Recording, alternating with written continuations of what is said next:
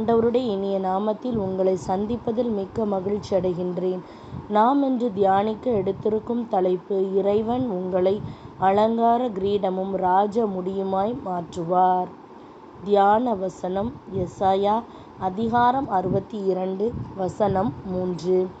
ஆண்டவரின் கையில் நீ அழகிய மணிமுடியாக திகழ்வாய், உன் கடவுளின் கரத்தில் அரச மகுடமாய் விளங்குவாய்.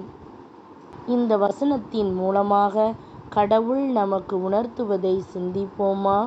கிறிஸ்துவுக்குள் பிரியமானவர்களே, நீ கடவுளுடைய கையில் அலங்காரமான கிரீடமும் உன் இறைவனுடைய கரத்தில் ராஜ முடியுமாய் இருப்பாய் என்று கடவுள் கூறுகின்றார். இது எவ்வளவு அருமையான ஆசீர்வாதம்!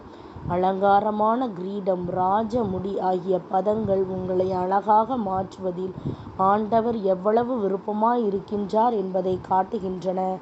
விருந்தினர்கள், ராஜாக்கள், ஆசாரியர்களை கனப்படுத்துவது, அவர்கள் தலையின் கிரீடங்களை வைப்பது யூதர்களின் கலாச்சாரமாகும்.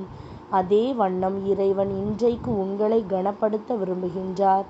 ஆகவேதான் இறைவன் உங்களை அலங்கார கிரீடம் என்றும் ராஜ முடி என்றும் அழைக்கின்றார். விவிலியம் உங்களை ராஜரீகமான ஆசாரியர் என்றும் அழைக்கின்றது. பிரியமானவர்களே, நீங்கள் தமது ஆசீர்வாதங்களை மிகுதியாய் பெற்றுக்கொள்ளும் வரைக்கும் உங்களை ஆசீர்வதிப்பதை ஆண்டவர் நிறுத்தவே மாட்டார். சீயோனின் நிமித்தம், எருசலேமின் நிமித்தம் நான் மௌனமாய் இராமலும், அதன் நீதி பிரகாசிப்பதைப் போல, அதன் மீட்பு எரிகின்ற தீவெட்டியைப் போலவும் வெளிப்படும் மட்டும் அமராமலும் இருப்பேன் என்பது எனக்கு மிகவும் விருப்பமான வசனமாகும். நீங்கள் தம் மகிமைக்கென எழுந்து பிரகாசிக்க வேண்டுமென்று கடவுள் விரும்புகின்றார். தம்முடைய சொந்த நீதியினால் உங்களை அலங்கரிக்கவும் அவர் விரும்புகின்றார். நம்முடைய சுபாவத்தின்படி நம்மால் சுயமாக நீதிமானாக இயலாது. ஆனால் நீதிமானாக, நீதியுள்ள பெண்ணாக வாழும்படி நாம் முயற்சி செய்யலாம். ஆனாலும் தமக்கு முன்பாக நம்மை நீதிமானாக்குவது கடவுளே. அனுதினமும் அவர் உங்களை ஆவியை புதுப்பித்து உங்களை அலங்கரிக்கின்றார்.